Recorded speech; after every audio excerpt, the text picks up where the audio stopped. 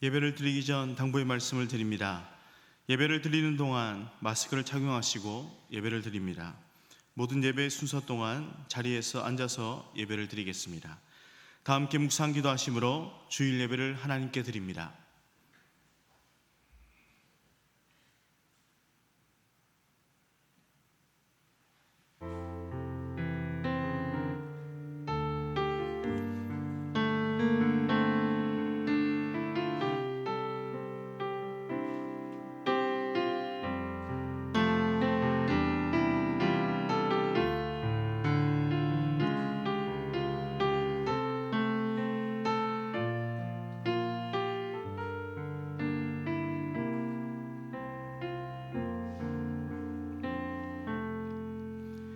그때 사람들이 예수께서 안수하고 기도해 주심을 바라고 어린아이들을 데리고 오매 제자들이 꾸짖건을 예수께서 이르시되 어린아이들을 용납하고 내게 오는 것을 금하지 말라. 천국이 이런 사람의 것이니라. 아멘. 5월을 시작하는 첫 주일, 우리에게 화목한 가정을 주신 하나님께 감사드립니다. 우리에게 아름다운 신앙의 유산을 물려주신 부모님과 이 믿음의 기업을 이어받을 자녀를 허락해 주신 것에 또한 감사드립니다. 오늘도 어린아이처럼 낮고 겸손한 마음으로 예배하오니 우리가 드리는 예배를 기쁘게 받아 주옵소서. 예수님의 이름으로 기도합니다. 아멘.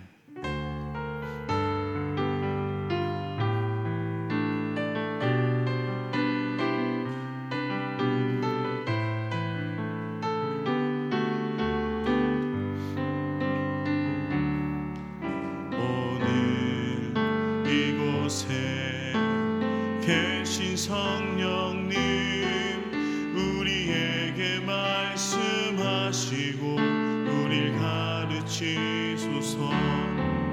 같이 우리 마음 열어주시고 주의 빛으로 밝혀 우리를 인도하소서. 주님보다 앞서지 않고 겸손하게 주님의 말씀 기다리니 주님 손에 우릴 드립니다. 사랑으로 인도하소서. 오늘 이곳에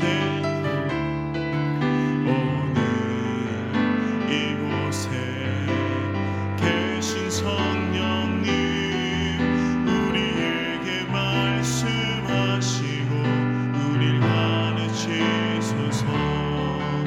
같이 우리 마음 열어주시고 주의 빛으로 밝혀 우릴 인도하소서.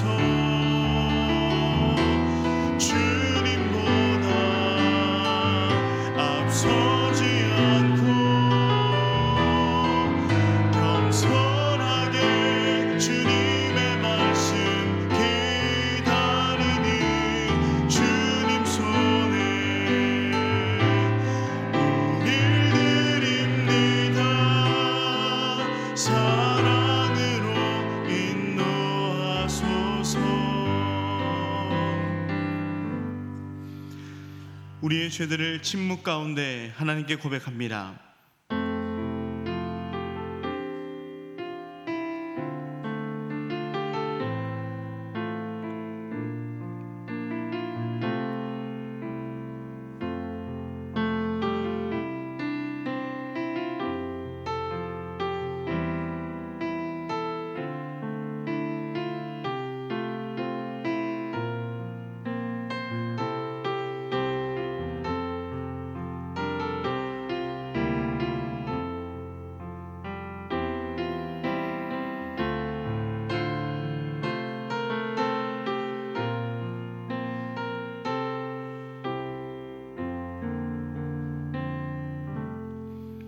침상에 누운 중풍병자를 사람들이 데리고 오거늘 예수께서 그들의 믿음을 보시고 중풍병자에게 이르시되 작은 자야 안심하라 내 죄 사함을 받았느니라.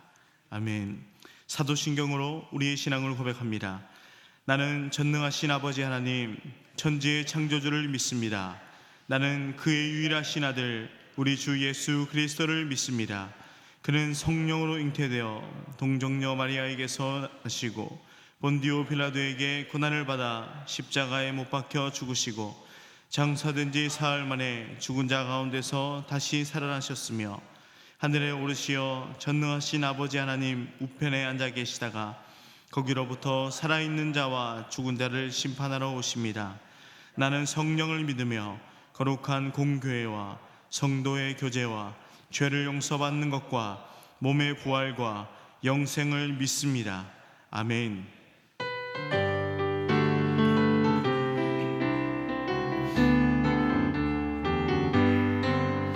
변찮는 주님의 사랑과 거룩한 보혈의 공로를 우리 다 찬양을 합시다. 주님을 만나볼 때까지 예수는 우리를 깨끗게 하시는 주시는 그의 피 우리를 눈보다 더 희게 하셨네. 우리를 깨끗게 한 피는 무궁한 생명의 누릴새 생명의 구원을 받은 자 하나님 찬양을 합시다. 예수는 우리를 깨끗게 하시는 주시는 그의 피 우리를 눈보다 더 희게 하셨네.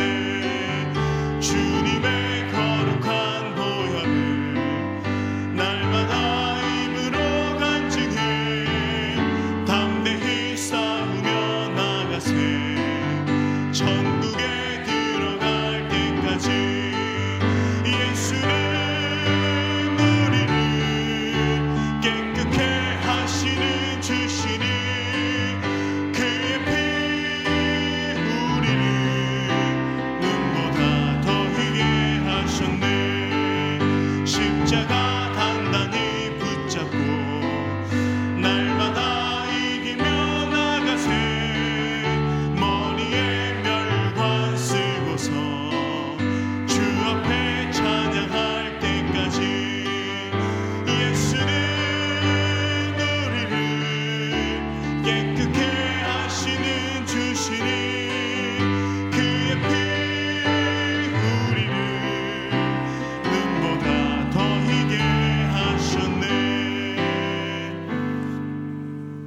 오늘 주신 말씀은 민수기 23장 18절부터 23절의 말씀입니다. 구약 236면입니다. 하나님의 말씀을 봉독할 때 하나님의 음성을 들으시기 바랍니다. 발람이 예언하여 이르기를 발락이여 일어나 들을지어다. 십볼의 아들이여 내게 자세히 들으라.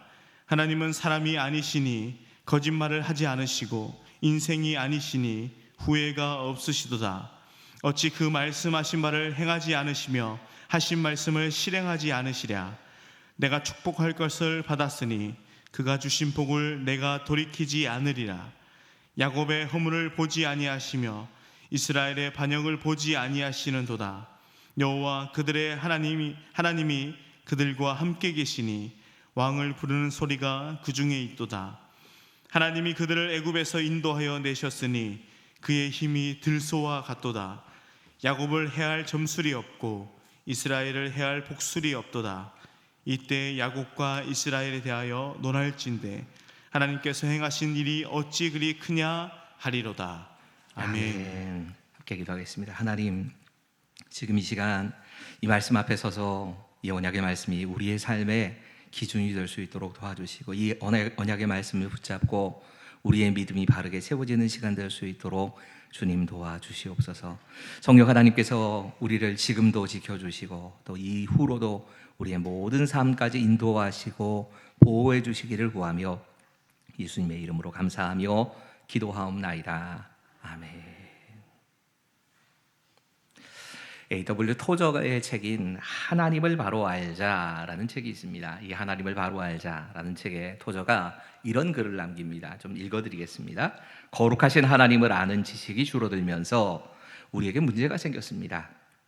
하나님의 위엄을 재발견하는 것만이 이 문제를 치료하는 유일한 길입니다. 하나님에 대한 생각 자체가 잘못되어 있으면서 도덕적으로 건전하게 행동하고 내적으로 바른 태도를 유지하기란 불가능합니다.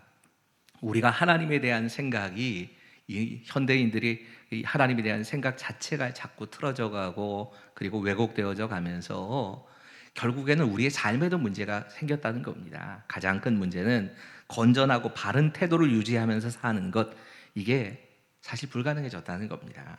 그러면서 그가 이 해결책으로 이렇게 진단을 내립니다. 제일 중요한 것은 하나님에 대한 우리의 생각이 진정한 하나님의 존재에 최대한 근접하는 것입니다. 이것이 우리의 삶의 기초가 됩니다. 성전을 지을 때 기초가 튼튼하지 못하거나 똑바르지 못하면 구조물 전체는 조만간 무너지고 맙니다. 우리가 하나님에 대해서 불완전하고 비전한 생각을 가진다면 우리의 삶도 무너지고 말 것입니다. 반면에 하나님에 대한 바른 신앙을 가진 사람, 그 사람은 이 세상에 어떤 것도 문제가 되지 않습니다. 왜냐하면 얼마 못 가 다 해결될 것임을 알기 때문입니다. 오늘 본문의 말씀은 출애굽한 이스라엘 백성들이 이제 40년의 광야 생활을 거의 다 마치고 가나안에 들어가기 직전에 모압이라고 하는 평지, 이 여리고를 바로 마주대하고 있는 모압 평지에 도착했을 때의 일을 다루고 있습니다. 좀 이 말씀이 많이 특이합니다. 왜 특이하냐면 이 말씀을 전하고 있는 사람은 도대체 이 사람이 하나님의 사람, 하나님의 선지자가 맞는가 의심을 받는 사람이고, 이 말씀을 듣는 사람은 또 이방인이고 아예 하나님에 대해서 알지 못하는 이방의 왕이 듣고 있기 때문입니다. 오늘 본문의 말씀 18절은 이렇게 시작이 됩니다. 함께 읽겠습니다. 시작. 발람이 예언하여 이르기를 발락이여 일어나 들을지어다 집볼의 아들이여 내게 자세히 들으라. 여러분, 오늘 본문에 사실 강조되고 있는 말은 우리 번역으로는 도저히 이해할 수 없는 부분인데, 들으라, 일어나라 라는 말로 시작이 됩니다. 시작 자체를 들으라, 일어나라 라는 말로, 이 동사로 시작을 했던 말은 그 말을 강조한 겁니다. 지금 네가 들어야 되는데, 이 듣는다고 하는 것이 단순하게 귀로 듣는다는 뜻이 아닙니다. 순종하는 마음을 가지고 일어나서라고 하는 말은 겸손하게 그 말씀을 내가 그대로 하나님 말씀으로 받아들이겠습니다, 이런 태도를 가지고 하나님의 말씀을 들어야 한다 이야기하는 겁니다. 하나님의 백성들에게 당연히 이런 말을 하는 건 당연하지요. 그런데 이 말을 하고 있는 사람은 발람이라고 하는, 성경의 선지자라고 이야기를 하기도 하지만 그건 자기 주장이고, 성경의 어느 구석을 봐도 이 사람을 제대로 된 선지자라고 말하기는 어렵습니다. 또 이 말씀을 듣고 있는 사람은 모압의 왕인 발락이라는 사람입니다. 이 발람과 발락의 이야기는 민수기 22장부터 24장까지, 그리고 민수기의 끝부분에 또 한 번 나오기 때문에 민수기의 이 후반전에 꽤 많이 등장하는 이름입니다. 이름도 비슷해서 발람, 발락, 그러니까 우리가 좀 헷갈리기는 하지만 이런 이야기가 이 22장부터 계속됩니다. 이스라엘 백성들이 이 아모리의 왕인 시온과 바산의 왕인 옥이라고 하는 사람들을 물리치고 그 땅을 다 점령해 버렸다 하는 소식이 모압에게 전해지자, 당시에 모압의 왕이었던 발락이라고 하는 왕이 이 말에 굉장히 큰 두려움을 갖게 됐습니다. 그래서 어떻게 하면 이 이스라엘 백성들을 물리칠까 생각하다가, 당시 이방 세계에는 아주 유명한 선지자로 알려져 있는, 그 사람이 말을 하면 그 말이 반드시 이루어진다 이렇게 알려져 있는, 요즘으로 말하면 용한 무당쯤 될 겁니다, 그런 사람인 발람이라고 하는 선지자를 생각해 냅니다.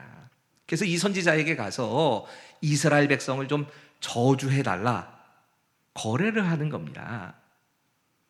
사실 발람이라고 하는 선지자와 거래를 한 거지만, 이 발락이라고 하는 왕이 진짜 하려고 했던 건 이스라엘을 보호하고 계시는 하나님과 거래를 하고 싶었던 겁니다. 그래서 이 발람이라는 선지자를 이용해서 이스라엘을 저주하려고 하는 겁니다. 그때 하나님께서 이 가짜 선지자인 발람에게 찾아오십니다. 그리고 말씀하시지요. 이스라엘은 복받은 사람들이다. 내 백성이다. 너 건드리면 안 돼. 가지 말라고 경고를 하십니다. 이 말을 듣고 발람이 가려고 하지 않습니다. 여기까지 잘한 겁니다. 그런데 더 많은 재물과 더 높은 사람들이 찾아와가지고 당신한테 높은 지위를 줄 것이고 또 많은 재물을 준다라고 하니까 흔들려 버렸습니다. 흔들려서 하나님께 졸라댑니다. 나 좀 가보고 싶습니다. 하나님께서 이 발람의 마음이 이미 거기 가 있다는 걸 아시고 그래 한번 가려면 가봐라. 대신 내가 전하는 말을 제외하고 너 다른 말 하면 안 돼. 이렇게 경고를 하고 보내시는 겁니다. 이렇게 해서 발람이 이 발락이라고 하는 모압 왕의 사자를 따라가지고 간 겁니다. 그리고 이스라엘이 지금 진치고 있는 모압 평야라고 하는 이곳에 올라서게 된 겁니다. 여기서 이 두 사람 모압 왕과 발람이라고 하는 가짜 선지자가 이스라엘을 어떻게 하면 좀 공경에 처하게 할까 물리칠 방법을 도모하는 겁니다. 이렇게 하나님의 뜻에 거역한 발람에게 하나님이 진노하십니다. 여러분, 이 가는 길의 도중에 우리가 잘 아는 유명한 사건이 하나 벌어집니다.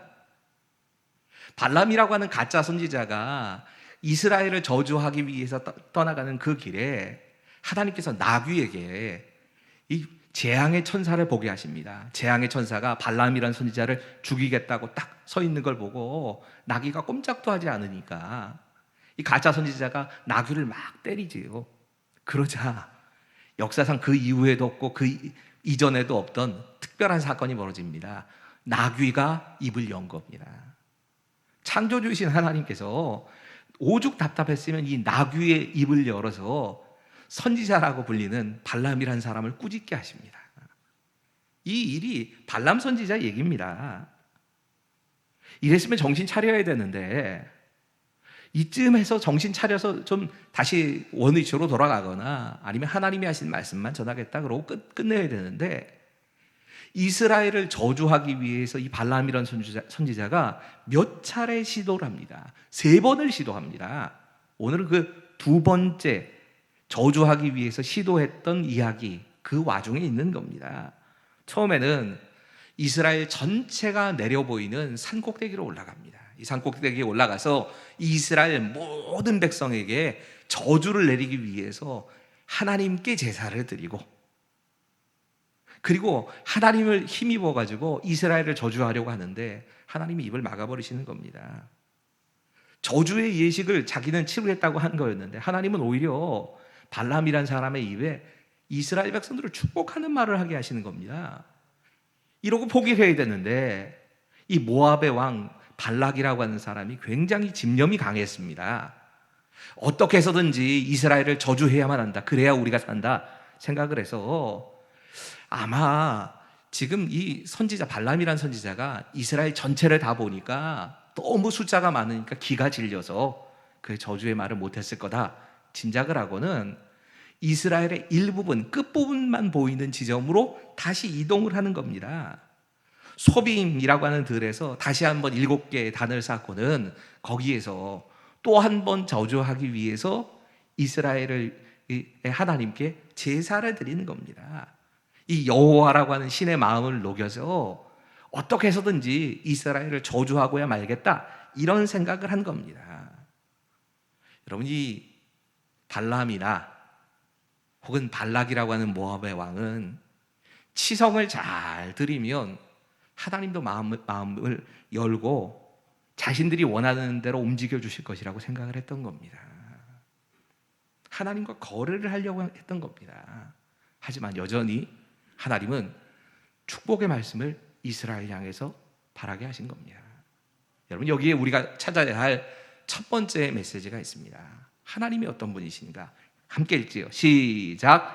인간의 어떤 행동도 하나님의 뜻을 꺾을 수는 없습니다.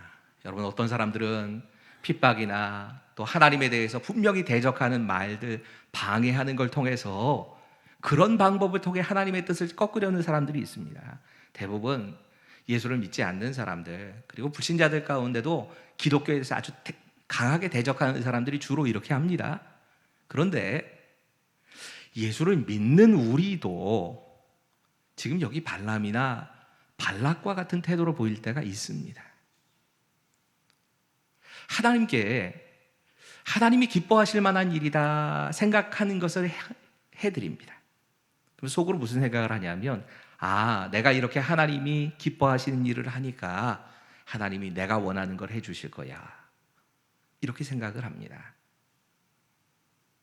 여러분, 우리는 하나님이 기뻐하시는 일을 행하며 사는 게 맞습니다. 그게 맞는 겁니다. 하지만 우리의 마음속에 내가 이런 일을 하면 하나님이 틀림없이 내가 원하는 무언가를 답해 주실 것이다, 응답하실 것이다 하는 마음으로 그 행동을 한다면 이건 하나님과 거래를 하려는 겁니다. 하나님 주인이라고 생각하지 않는 겁니다. 여러분, 분명히 하나님은 우리가 하나님을 기쁘시게 한 모든 것에 대해서 응답하십니다. 상급을 주신다고 약속하십니다. 하지만 그 상급이 우리의 생각과는 다른 상급일 때가 훨씬 더 많습니다. 내가 생각하는 상급을 받는 게 아닙니다. 내가 생각하는 때에 받는 것도 아닙니다. 그리고 우리가 받아야 될 가장 큰 상급은 하나님의 나라에 들어갔을 때 받아야 될 상급입니다. 이 상급에 대해서 성경은 여러 가지로 말씀합니다. 야고보서 1장 12절, 시험을 참는 자는 복이 있나니 이는 시련을 견뎌낸 자가 주께서 자기를 사랑하는 자들에게 약속하신 생명의 면류관을 얻을 것이기 때문이라. 시험을 참고 견디는 사람들, 그 사람들에게는 하나님께서 약속하신 생명의 면류관 주시겠다, 분명히 말씀하고 계십니다. 디모데후서 4장 8절, 우리 이 말씀을 같이 읽지요. 디모데후서 4장 8절입니다. 시작. 이제후로는 나를 위하여 의의 면류관이 예비되었으므로 주 곧 의로우신 재판장이 그날에 내게 주실 것이며 내게만 아니라 주의 나타나심을 사모하는 모든 자에게 도니라. 아멘. 하나님께서는 우리에게 의의 면류관 주시겠다고 약속을 분명히 하십니다. 코로나19라고 하는 이 전염병 때문에 우리 모두가 정말 큰 어려움을 겪고 있습니다. 정말 그 큰 어려움을 겪고 계신 분들의 이야기를 들어보면 너무 안타까운 게 사실입니다. 교회도 마찬가지입니다. 교회도 어려움이 없는 건 아닙니다.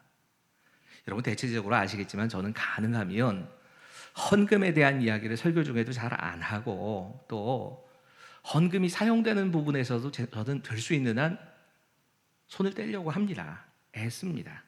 사례를 주시는 것 그 정도 내에서 제가 쓰는 것이지, 헌금이 사용되는 몫은 대체적으로 당회나 재직회가 결의를 하고 항존직들이 끌고 나가야 될 몫이다 생각하기 때문에 거의 관여를 잘 하지 않습니다. 또 매주 헌금에 대한 보고 받습니다. 안 받는 거 아닙니다. 헌금에 대해 보고를 받지만 보고 받으면서도 가능하면 누가 얼마만큼 헌금했는가 이거 잘 안 보려고 합니다. 딱 한번 보는 때가 있긴 합니다. 이 헌금을 함께 사용해서 함께 짐을 지고 가야 할 항존직들을 뽑을 때, 이때는 누가 어떤 그 믿음을 가지고 헌금했는가 그땐 봅니다. 봐야 되는 게 맞습니다. 근데 그렇지 않는 경우에는 제가 안에서는 헌금에 대해서 제가 잘 개인적으로 누가 얼마만큼 헌금했는가 안 보려고 애씁니다. 안 보고 싶어서 안 보는 게 아니고요. 그래서 편견을 가지게 될까 봐 안 보려고 애를 쓰는 겁니다. 근데 코로나19 때문에 교회도 뻔히 재정적으로 어려움이 계속 있다 보니까 모임을 몇 주간 계속 갖지 못하다 보니까 재정적인 어려움이 있지요. 게다가 그 와중에 건축이 되다 보니까 헌금하시는 분들에 대해서 안 볼 수가 없게 됐습니다. 그러니까 담임 목사가 이 헌금 내역 보고를 받고 헌금하신 분들 명단을 보면서 기도해드리고, 당연히 시간들이 조금 생기다 보니까 주로 그런 시간들을 많이 보냈습니다. 그러다 보면 종종 헌금하신 분들의 목록이 누가 얼마만큼 헌금했는가 하는 헌금 액수나 이름을 보다 보면 깜짝깜짝 놀랄 때가 있습니다.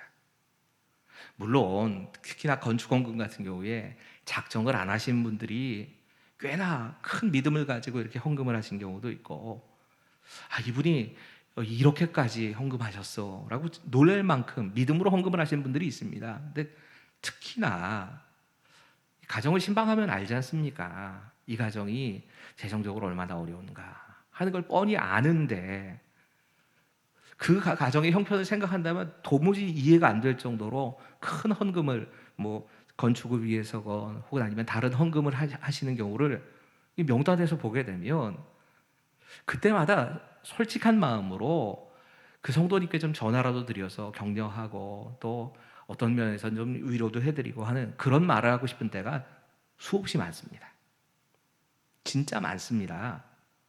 근데 거의 그런 전화를 받아보신 분들은 없을 겁니다.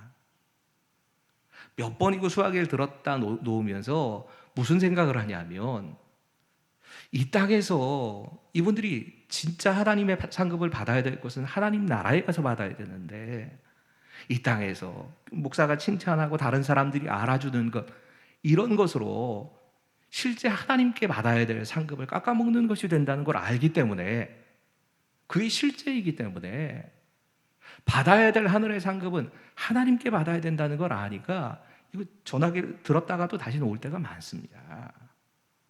여러분 우리의 수고와 상급은 결국은 하나님 앞에서 받아야 되는 겁니다. 하나님이 주셔야 하는 겁니다.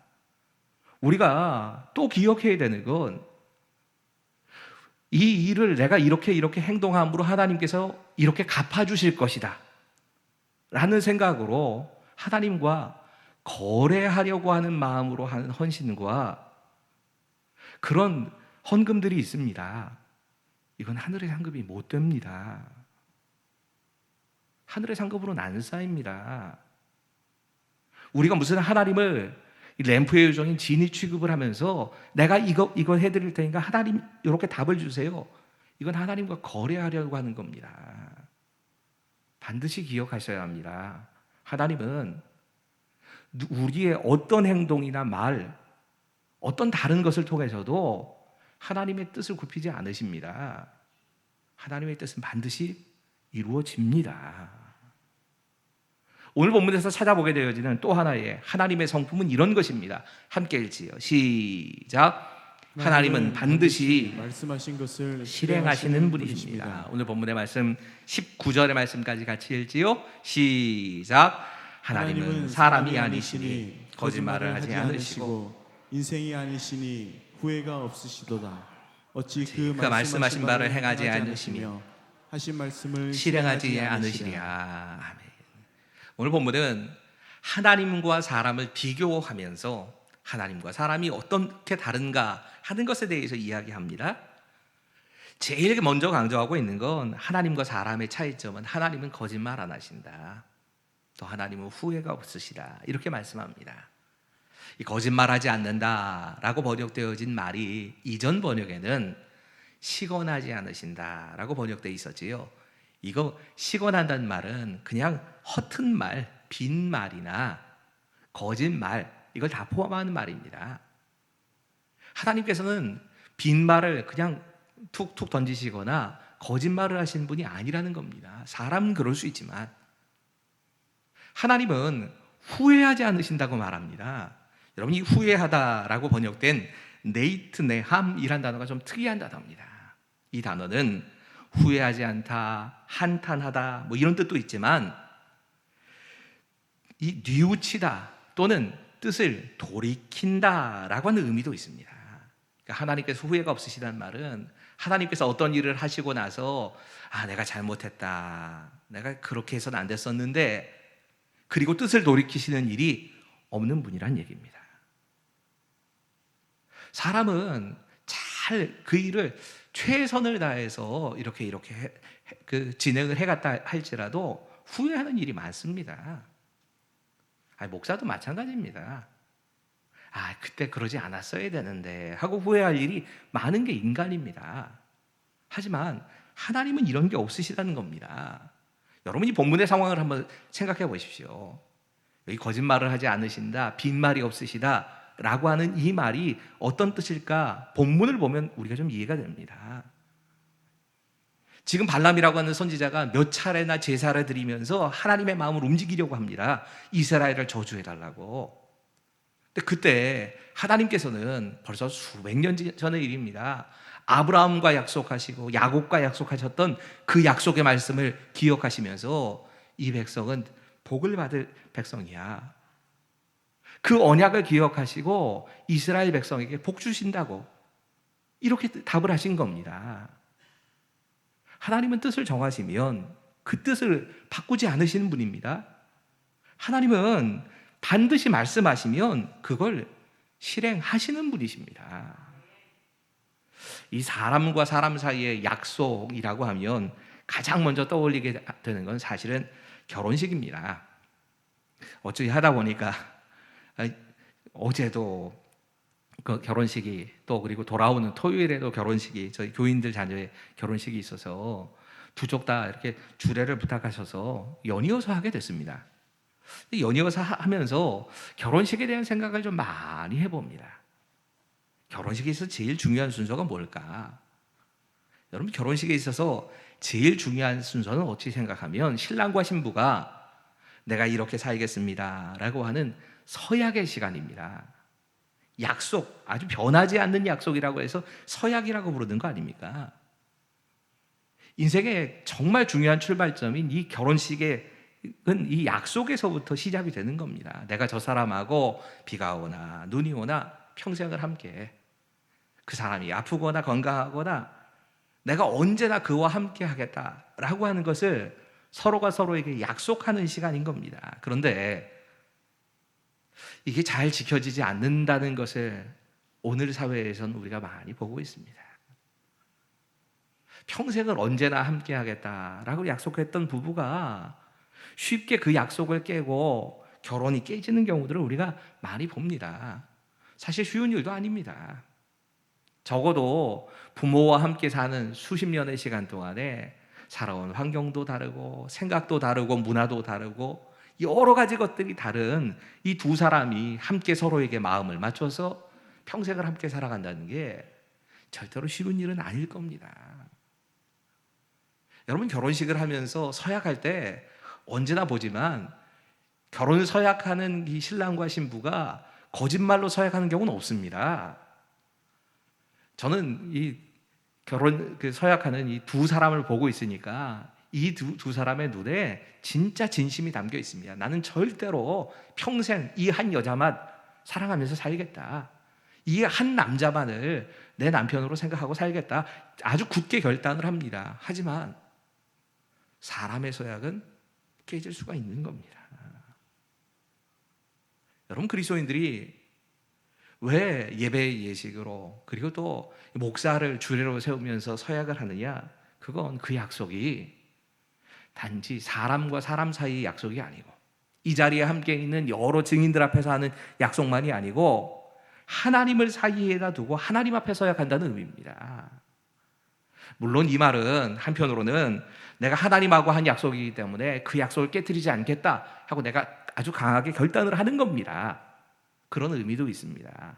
하지만 또 다른 의미는요, 이 약속이 하나님과의 영원한 약속이기 때문에 영원하신 하나님이, 그 신실하신 하나님이 이 약속을 지키도록 붙잡아 주실 것이다. 이걸 믿고 가는 겁니다. 그래서 그 약속의 하나님 믿고 우리는 결혼 서약을 하는 겁니다. 여러분, 하나님은 약속하시면 그 약속하신 것을 반드시 실행하시는 분이십니다. 우리가 이 하나님을 안다면, 약속하시면 약속하신 걸 반드시 이루시는 하나님을 우리가 분명히 안다면, 그런 신실하신 하나님, 그 하나님을 믿고 사는 우리의 신앙이 달라집니다. 분명히 토저가 이야기하는 것처럼 우리의 믿음 자체가 변화가 되어 있습니다. 아마 우리의 믿음은 이렇게 세 가지로 변화된다고 말할 수 있을 겁니다. 첫 번째입니다. 같이 읽지요. 시작. 먼저 우리는 하나님의 말씀을 소중히 여기고 그 말씀을 붙잡고 살게 됩니다. 여러분, 하나님께서 약속의 하나님이십니다. 그리고 약속하신 것을 반드시 지키시는 하나님이십니다. 그리고 그 하나님의 약속은 성경, 이 언약의 책에 담겨 있습니다. 우리가 약속을 반드시 지키시는 하나님을 진짜 믿는다면 그 기록하신 약속의 말씀, 그 그 말씀 붙잡고 살아야 하는 겁니다. 이게 당연한 겁니다. 이게 가장 중요한 신앙이 되는 겁니다. 말씀 붙잡고 사는 겁니다. 이번 금요일에 금요 기도회를 묵상하고 또 이 금요 기도회 설교를 하면서 하나님을 경외한다는 것이 무엇인가 하는 것에 대해서 그 말씀을 읽고 묵상하다 보니까 다시 한번 좀 생각을 해보게 됐습니다. 결론은 이런 것이었습니다. 하나님 경외한다는 건 결국 하나님의 말씀을 귀 기울여서 듣고 말씀을 잊어버리지 않고 기억하며 실천하며 사는 것이다. 여러분, 하나님 경외한다고 하는 것, 내가 하나님 경외하는 사람이다 이야기하면서 하나님 말씀을 귀 기울여 듣지 않습니다. 그 말씀을 기억하지도 못합니다. 일주일 전에 전한 말씀을 어떤 경우에는 지난주 어떤 말씀이었는지 여쭤보면 기억하시는 분들이 거의 없으세요. 또 어떤 때는 하긴 저도 잊고 사니까 그렇게 남 탓할 일은 아니겠지만, 여러분, 진짜 우리가 하나님을 경외한다면 그 하나님의 말씀을 귀 기울여 듣고 기억하고 그 말씀에 따라 순종하며 사는 데까지 가야 되는 겁니다. 만약 그렇지 않다면 내가 하나님을 경외한다는 건 거짓말입니다. 내가 여전히 하나님 경외한다라고 하지만 하나님 말씀 귀 기울여 안 듣고 기억하고 실천하고 살지 않으면 내가 스스로에게 속고 있는 겁니다. 진짜 하나님께서 약속의 하나님이시라고 하는 것을 믿는다면, 그 약속을 반드시 이루시는 분이라고 하는 것을 우리가 믿는다면 하나님의 말씀, 그 말씀을 귀 기울여 듣고 그 말씀 기억하고 그 말씀대로 순종하며 그 말씀 붙잡고 사는 겁니다. 만약이라도 우리가 진짜 하나님이 변함없는 약속의 하나님이라는 사실을 믿는다면 우리의 신앙은 또 이렇게 변하게 될 겁니다. 같이 읽겠습니다. 시작. 우리는 더 이상 구원의 문제에 대해서 불안해하지 않아도 됩니다. 약속하신 하나님께서 그 약속을 지키사 우리를 구원하실 것입니다. 여러분, 약속의 하나님이란 말은 한 번 약속하신 것은 반드시 지키신다, 이런 뜻을 갖고 있는 겁니다. 하나님이 약속하신 것 가운데 가장 확실한 약속은 우리를 구원하시겠다는 약속입니다. 우리를 구원하시겠다는 그 약속이 흔들리지 않는다는 겁니다. 심지어 하나님의 백성이 범죄했을 때라도 하나님은 그 구원을 취소하지 않으십니다. 오늘 본문도 그 얘기하고 있는 겁니다. 물론 그냥 내버려 두신다는 말이 아닙니다. 때로는 하나님께서 하나님의 백성이 어긋난 길로 갈 때에 매를 드시기도 합니다. 그래서 바로 잡으셔서라도 하나님의 구원의 역사는 반드시 이루십니다. 오늘 본문의 말씀 우리 좀 같이 읽을 텐데요. 20절과 21절이 이 하나님의 사랑에 대해서, 이 하나님께서 우리를 구원하신 역사에 대해서 이렇게 고백하고 있습니다. 함께 읽지요. 시작. 내가 축복할 것을 받았으니 그가 주신 복을 내가 돌이키지 않으리라. 야곱의 허물을 보지 아니하시며 이스라엘의 반역을 보지 아니하시는도다. 여호와 그들의 하나님이 그들과 함께 계시니 왕을 부르는 소리가 그 중에 있도다. 아멘. 여러분, 하나님께서 그 백성의 허물이나 반역에도 불구하고 그 백성을 버리지 않으신다고, 그들과 함께 하시면서 구원의 역사를 이루시겠다고 약속을 하시는 겁니다. 저는 신앙생활을 하면서도 꽤 오랜 시간 동안 제가 제 믿음을 가지고 신앙생활을 한다고 생각하면서 살았던 때가 꽤 길게 있었습니다. 언제나 내가, 그리고 내 의지로 내가 선한 일을 하면서 살아간다, 이런 생각을 꽤 오랫동안 했습니다. 계명을 지키는 일이나 하나님 말씀대로 살아가는 것, 내가 결단하고 내가 하는 것이다, 내 힘으로 하지 라는 생각을 꽤 길게 했습니다. 근데 그런 신앙생활의 결과는요, 영혼이 정말 피폐해지는 겁니다. 신앙에 기쁨이 없습니다. 이게 아니라고 하는 사실을 깨닫자마자 진짜 고백하게 되는 건 진짜 자유가 주어지는데, 내가 어차피 거짓말을 하고 후회하고 뉘우칠 수밖에 없는 존재라는 걸 인정하게 됐습니다. 여러분, 거짓이 없으시고 후회하지 않으시는 분은 하나님이지 사람 아닙니다. 이 사실에 대해서 인정하고 나니까 그 다음에 바로 찾아오게 되는 건 그럼에도 불구하고 포기하지 않으시고 하나님이 약속하셨기 때문에 붙잡고 계신 그 하나님에 대해서, 구원하시는 그 하나님에 대해서 인정하게 됐습니다. 그러면서 진짜 자유가 신앙에 찾아왔습니다. 언젠가 설교의 예화로 이런 예화를 아마 들어서 구원에 대해서 이야기했던 기억이 있습니다. 아버지와 아들이 아주 어쩔 수 없이 낭떠러지기를 겨우겨우 걸어가게 됐답니다. 그때 아버지가 아들에게 이렇게 경고를 합니다. 얘야, 너 내 손 놓치면 안 돼. 내 손 놓치면 너 죽는 거야. 여러분, 이 말이 아버지가 아들의 손을 놓겠다는 얘기일까요? 아닙니다. 경고하는 겁니다. 너도 꼭 아버지의 손을 잡고 있어야 된다라고 하는 얘기를 하는 겁니다. 근데 다시 한번 생각해 보셔야 합니다. 이 아이가 안전한 것이 아이가 아버지의 손을 꽉 잡고 있기 때문에 안전할까요? 그것도 아닙니다. 아버지가 아들의 손을 붙잡고 놓지 않기 때문에 아이가 낭떠러지에 떨어지지 않는 겁니다. 흔히 말하는 이게 칼빈주의의 5대 강령이라고 불리는 성도의 견인이라고 하는 교리를 설명하는 예화입니다. 여러분, 우리가 하나님의 자녀가 되면 하나님께서는 우리를 붙잡고 계신 그 손을 놓지 않으신다는 말입니다. 나는 하나님의 은혜에서 절대로 떨어질 수 없다. 하나님의 구원에서 절대로 떨어질 수 없다. 그 말을 하고 있는 겁니다. 그래서 우리가 한 번 구원은 영원한 구원이라고 말하는 겁니다.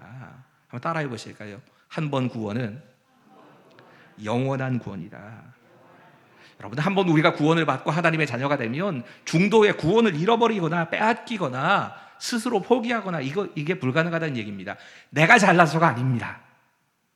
꼭 생각하셔야 됩니다. 내가 하나님의 손을 붙잡고 있기 때문이 아닙니다. 하나님께서 내 손을 잡고 계시기 때문입니다. 내가 예수 그리스도를 영접한 그 순간부터 성령께서 내 안에 들어와 사시면서 나를 붙잡고 가시는 겁니다. 내 본성은 언제든지 도망칠 준비를 다 하고 있는데, 진짜 내가 하나님의 자녀가 됐다면 성령 하나님께서 내 인생을 붙잡고 끝까지 믿음을 유지할 수 있도록 끌고 가셔서 구원의 자리까지 끌고 가신다는 얘기입니다. 여러분, 구원을 생각할 때 늘 기억해야 되는 건 주도권의 문제입니다. 내 노력이 아닙니다. 내 결단이 아닙니다. 하나님이 붙잡고 계시기 때문입니다. 구원은 나와 관련 있는 것이 아니라 오히려 성령 하나님께서 나를 붙잡으시고 예수 그리스도의 십자가와 부활을 믿는 그 믿음을 끝까지 끌고 가주시는 하나님의 선택에 달려 있는 겁니다. 오늘 본문에서 우리가 진짜 하나님께서 말씀하시는 것을 반드시 이루시는 분이다 라는 사실을 믿는다면 또 한 가지 찾아오는 변화가 있습니다. 세 번째입니다. 같이 읽지요. 시작. 우리는 하나님께서 우리와 함께 하시기만 한다면, 그 하나님의 인도하심만 분명하다면 우리를 해칠 자가 없다는 것을 확신하며 살 수 있습니다. 오늘 보면 22절과 23절은 이렇게 고백합니다. 하나님이 그들을 애굽에서 인도하여 내셨으니 그 힘이 들소와 같도다. 야곱을 해할 점술이 없고 이스라엘을 해할 복술이 없도다. 그때에 야곱과 이스라엘에 대하여 논할진대 하나님께서 행하신 일이 어찌 그리 크냐 하시리로다. 아멘. 여러분, 하나님의 하시는 일을, 이 고백이 이렇게 끝이 나는 겁니다. 인간의 편에서 생각해 보면 이해가 안 된다. 그럴 일들이 많이 있지요. 하나님이 나의 생각은 너의 생각과 완전히 다르다. 분명히 그렇게 말씀하십니다. 정말 하나님의 생각이 우리의 생각과 다르고 하나님이 하시는 일이 우리가 생각하는 것을 훨씬 초월해서 일하실 때가 많이 있습니다. 하지만 그때도 기억해야 합니다. 하나님이 맞습니다. 하나님은 진리이십니다. 진리 자체이신 하나님이 우리는 실수하고 우리는 빈말하고 우리는 거짓말하고 후회할 일이 있는지 모르겠지만, 다른 사람에게 속아서 무슨 일을 할 때도 있지만 하나님은 그런 거 없습니다. 하나님은 전혀 그런 거 없으십니다. 어떤 것을 가지고도 하나님의 판단을 흐리게 할 수도 없고 하나님이 분명히 뜻을 정하신 것을 꺾어 놓을 수도 없습니다. 그런 하나님의 하신 일들을 우리가 곱씹어보면서 고백하는 게 이거밖에 없는 겁니다. 하나님의 행하신 일이 어찌 그리 크냐. 어떻게 하나님께서 이런 일을 하실 수가 있느냐. 여러분, 이 하나님께서 행하시는 아주 중요한 일들을 오늘 본문이 쭉 기록하고 있는 겁니다. 그건 어느 누구도 그 백성을 해치지 못하도록 보호하신다는 겁니다. 여러분, 하나님이 인도하시는 이 이스라엘 백성들의 모습을 오늘 본문이 좀 특이하게 표현하는데요. 그의 힘이 들소와 같도다 라고 말합니다. 이 들소라고 번역된 원어의 의미는 들소의 높은 것 혹은 들소의 뿌리라는 뜻이랍니다. 이 야생에서 들소, 특별히 이 야생 들소는 아프리카에 있는 들소들을 이야기할 텐데, 들소는 떼를 지어서 움직입니다. 이 떼를 지어서 움직이는 들소 떼는 사자도 못 건드린답니다. 사자도 그 앞에서 얼쩡거리다가는 그냥 들소 떼에 밟혀서 죽고 맙니다. 하나님께서 우리를 인도하시는데 우리를 그렇게 사용하셔서 마치 무서운 진짜 그 강한 들소가 뿔을 들고서 막 쫓아오는 것처럼 그렇게 강하고 두려운 존재로 만드셔서 우리를 인도하신다는 얘기입니다. 이어지는 말씀은 이렇게 이어집니다. 야곱을 해야 할 점술도 없고 이스라엘을 해야 할 복술도 없도다. 여기 점술이라고 번역되어 있는 라하쉬라고 하는 단어는 자연현상이나 또 동물이나 인간에게 나타나는 현상, 이런 것들을 쭉 살펴보면서 미래에 이런 일이 일어날 거야, 이렇게 예언하는 겁니다.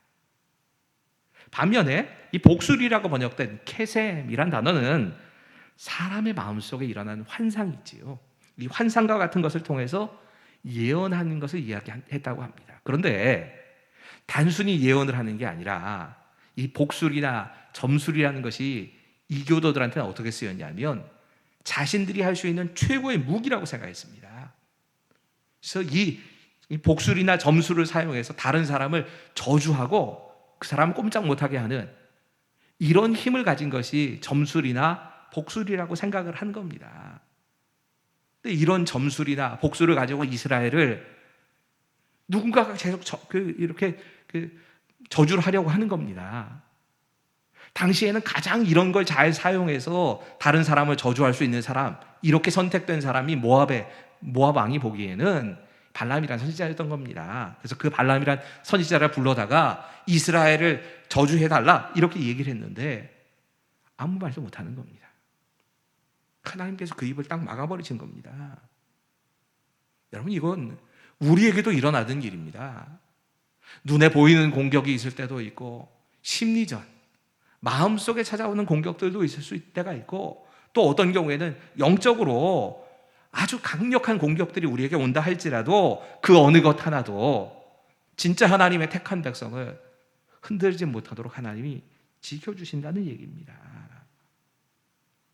본문 준비하다가 이전에 책에서 읽었던 글 하나가 기억이 됐습니다. 언제가 이집트의 이 고대 출애굽 시대를 배경으로 해서 이 유물 발굴 작업을 하다가 희한한 종류의 이 도자기들을 발견했다고 합니다. 아주 좀 많이 희한했답니다. 이 도자기들이 구석구석에 막 깨져 있는 도자기들이었는데 이 무수한 그릇 파편들, 이 파편들을 고대를 연구하는 학자들이 저주문토기라고 불렀답니다. 이게 뭔가 하면 어떤 사람을 저주하고 싶은 사람이 있으면 그 사람의 이름을 거기다 쓰는 겁니다. 그리고는 그 그릇을 땅바닥에다 내팽개치는 겁니다. 바위에다 내팽개치면서 산산조각을 낸답니다. 그런 용도로 만들어진 그릇입니다. 깨지기 쉽게. 그렇게 만들어 놓고는 그 사람의 이름을 저주하면서 누가 저주받아라 로 막 깨트리는 겁니다. 이 출애굽 시대에 그를 배경으로 해서 이 저주문토기가 계속 발굴이 됐는데 유독 한 사람 이름이 자꾸 나오는 겁니다. 그 사람 이름만 계속 이렇게 깨진 저주문토기로 자꾸 나오는 겁니다. 그 이름이 모세였습니다. 이집트 사람들의 입장에서는 당연히 그렇게 해서라도 저주하고 싶었겠지요. 모세가 그들의 눈에는 하나님 안 보이니까 눈에 보이는 사람은 모세니까 모세가 10가지 재앙을 다 끌고 와가지고 이집트를 다 망하게 한 것처럼 보이지 않습니까? 마지막에 가서는 자신들의 마다들을 다 죽게 하는데 모세가 저주해서 그렇게 됐다 생각을 했을 겁니다. 심지어는 그나마 좀 멀쩡한 그 자신의 자식들이나 남편이 이 홍해가 갈라질 때에 다 쫓아나갔다가 한꺼번에 다 몰살 당하는 일까지 벌어지고 나니까 이스라엘 백성들이 노예로 겨우 살다가 그 노예들이 나갈 때 그냥 나갔습니까? 마치 품삯을 받아가는 것처럼 당당하게 우리한테 원래 줘야 될 돈 달라 해가지고 옷도 가져가고 재물도 가져가고 그렇게 당당하게 나가는 꼴을 보니까 이집트 사람들의 마음속에는 어떻게 해서든지 모세를 저주하고 싶었을 겁니다. 그러니까 저주문 토기를 만들어가지고 거기다 이름 새기고 모세의 이름을 계속 깨트리고 있는 겁니다. 사실 생각해보면 모세가 이렇게만 저주를 받았겠습니까? 이 모세를 통하여서 이스라엘 백성들이 함께하면서 수많은 전쟁을 광야를 지나면서 계속 승리합니다. 그때 패배한 나라들은 모세에 대해서 저주 안 했을까요? 이스라엘 백성들도 저주했습니다. 고라 자손이 이스라엘 백성들이 이제 그 광야 생활을 하면서 모세에 대해서 저주하고 모세의 지휘권을 뺏어버리려고 하고 그랬던 일도 있고요. 심지어는 모세의 친누인 미리암과 친형인 아론이 모세가 에티오피아 여인에게 새 장가를 드니까 이걸 빌미로 해서 모세의 지도권을 빼앗겠다. 그러고 막 욕하기도 합니다. 근데 이렇게 수없이 많이 저주를 받았던 모세, 그 모세가 어떻게 됐는가? 여러분 생각해 보셔야 합니다. 고라 자손이 반역을 했을 때 하나님께서는 모세의 편에 서셔서 고라 자손을 다 땅을 가르시고 지진으로 땅이 다 삼켜버리게 하십니다. 미리암과 모세가 이 모세에게 대들고 거기에 대해서 이야기를 할 때 하나님 책망하시지요. 이렇게 책망하십니다. 민수기 12장 8절 9절 그와는 내가 대면하여 명백히 말하고 은밀한 말로 하지 아니하며 그는 또 여호와의 형상을 보거늘 너희가 어찌하여 내 종 모세 비방하기를 두려워하지 아니하느냐. 여호와께서 그들을 향하여 진노하시고 떠나시매. 여러분 하나님께서 진노하고 떠나시는 것으로 끝이 나는 게 아니라 이 진노하시는 하나님께서 더 극성스럽게 이 심하게 대들었던 미리암에게 문둥병 내리십니다. 철저하게 하나님께서 모세의 편을 들어주신 겁니다. 그 원수들이 저주하고 있는 모세에 대해서 하나님이 이렇게 선포해 주십니다. 출애굽기 33장 17절의 말씀입니다. 이 말씀은 같이 읽지요. 시작. 여호와께서 모세에게 이르시되 내가 말하는 이 일도 내가 하리니 너는 내 목전에 은총을 입었고 내가 이름으로도 너를 알미니라. 모든 사람이 다 저주하는 이름, 그 모세의 이름을 하나님께서 축복하신 겁니다. 그리고 지켜주셨습니다. 하나님이 편들어 주셨습니다. 결과가 뭡니까? 그 모든 저주는 하나도 효력이 없었습니다. 소용이 아무것도 없습니다. 모세의 이름은 저주의 이름이 아니라 오히려 하나님께서 축복과 존경의 이름으로 바꿔주셔서 지금까지 바꿔주신 겁니다. 이게 하나님께서 행하시는 일입니다. 오늘은 잠깐이지만 우리 좀 기도하고 싶은데요. 이렇게 기도하죠. 이 말씀 좀 붙잡고 기도합시다. 이렇게 기도하겠습니다. 하나님의 약속인 하나님의 말씀을 귀히 여기면서 그 말씀을 붙잡고 사는 내가 삶이 되기를 원합니다. 이걸 위해 기도하십시오. 결단하면서 이렇게 기도하시죠. 하나님의 구원의 은혜, 그 구원의 은혜에 대해서 늘 감사하며 살겠습니다. 그 구원의 은혜가 취소되지 않는 것에 대해서 감사하며 살겠습니다. 하나님의 약속을 믿고 오직 하나님의 인도하심과 보호하심을 따라 살기로 결단합니다. 우리 잠깐이지만 결단하면서 기도하시고 제가 마무리 기도하겠습니다. 같이 기도하겠습니다. 아버지 하나님, 모두가 저주하고 모두가 어떤 방법으로 공격한다 할지라도 그 이름 저주를 막아주시고 보호하시고 인도하시는 그 하나님의 놀라운 사랑과 은혜를 우리가 기억하며 주님 앞으로 나아갑니다. 주님, 우리에게 정말 하나님께서 허락하신 그 하나님의 성품을 알아가는 삶이 날마다 늘어날 수 있도록 주님 도와주시옵소서. 하나님의 약속인 그 말씀을 귀히 여기며 그 말씀을 붙잡고 사는 우리 모두가 될 수 있도록 주님 도와주시옵소서. 약속하신 그대로 하나님께서 우리에게 허락하실 구원을 감사하며 그 구원의 은혜에 대한 감사와 감격이 식지 않는 삶이 될 수 있도록 우리를 지켜주시고 정말 그 은혜에 대한 감격을 가지고 결단하며 살아가는 우리 모두가 될 수 있도록 주님 도와주시옵소서. 무엇보다 내가 하나님의 인도하심 아래 있다며 하나님께서 나와 함께 하시기만 한다면 하나님께서 나를 지키시고 보호하신다는 사실에 대한 확신을 가지고 살 수 있도록 주님 우리 안에 역사하여 주시옵소서. 그 어떤 것도 흔들 수 없는 하나님의 구원의 은혜를 우리가 날마다 찬양하며 나가게 하여 주시옵소서. 순진합니다. 아버지 하나님, 하나님의 약속의 말씀인 성경을 나를 향한 하나님의 말씀으로 받아들이며 그 말씀을 붙잡고 사는 하루하루가 될 수 있도록 우리 안에 역사하여 주시옵소서. 그 어떤 것보다 하나님께서 우리에게 허락하신 구원의 은혜에 대한 감사와 감격이 식지 않게 하여 주시옵소서.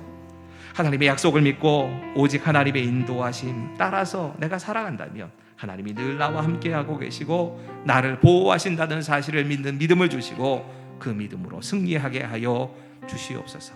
이 모든 말씀 우리 주 예수님의 이름으로 감사하며 기도하옵나이다. 아멘.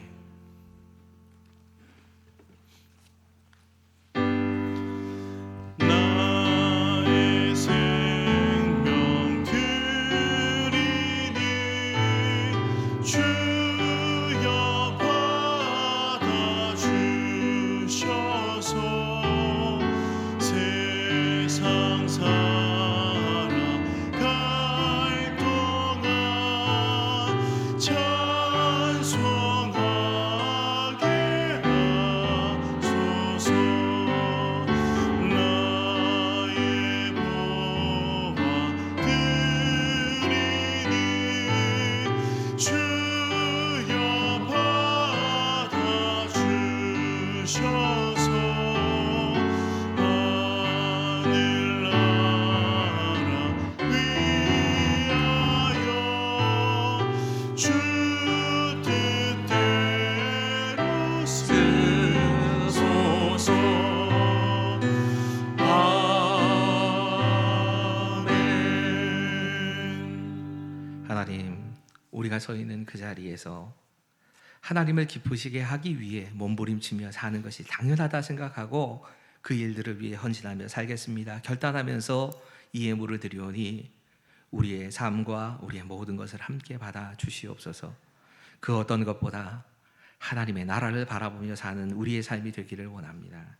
이 땅에서 아무리 많은 것을 누린다 할지라도 하나님 앞에 우리가 부끄러운 모습으로 살아간다면 하나님께서 주실 것이 아무것도 없다는 것을 기억하게 하시고 이 땅에서의 모든 삶이 하나님을 기쁘시게 하는 것에 하나님께서 주실 하늘의 상급을 바라보며 사는 삶이 될 수 있도록 우리의 삶을 지키시고 인도하여 주시옵소서. 여러 가지 모양으로 이 자리에 함께 참여하여서 하나님께 예배하는 삶을 살기 원하지만 그러지 못하는 여러 성도들에게도 주님께서 찾아가 주시고 특별히 인터넷을 통하여서 이런 공간, 여러 가지 다른 공간을 통하여서 예배하는 그 예배의 자리에도 동일하게 하나님께서 함께하여 주실 것을 믿으며 예수님의 이름으로 감사하며 기도하옵나이다. 아멘. 교회 소식입니다. 오늘은 부활절 네 번째 주일 그리고 어린이 주일입니다. 어린아이와 같은 순수한 신앙이 우리 안에 있기를 바랍니다. 예배 광고입니다. 다음 주 월요일 11일부터 새벽 기도회, 수요 기도회, 금요 기도회 모든 예배를 재개합니다. 자리는 지금과 같이 지정된 좌석에 앉아주시고 차량 운행은 하지 않습니다. 코로나19 예방을 위한 안전예배 안내입니다. 예배당으로 들어오실 때 비접촉 체온계로 온도 체크하며 마스크를 반드시 착용합니다. 또한 예배 참석자는 참석자 명단 작성하시고 손 소독 후 예배당에 입장하십니다. 헌금은 예배당 출입 전 헌금함을 통해 헌금하며 선착순으로 입장하되 제한된 수가 넘어갈 시 식당에서 예배를 드립니다.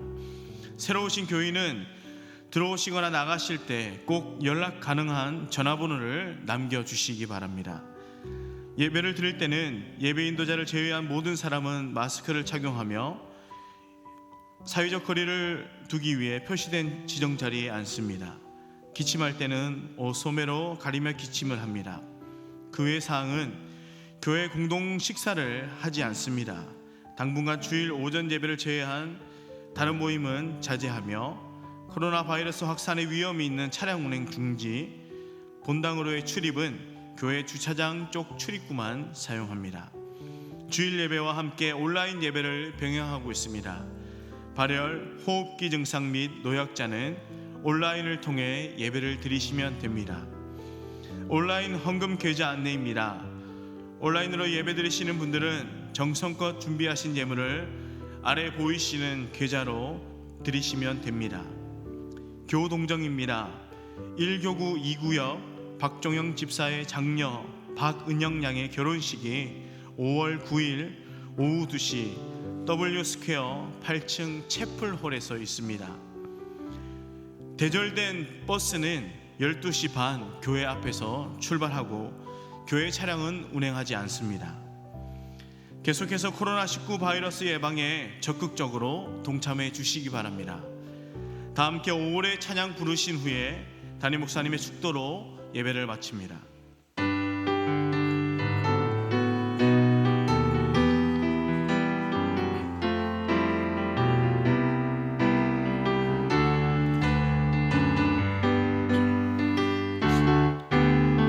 보라새 일을 행하시리니 이제 곧 나타내리라.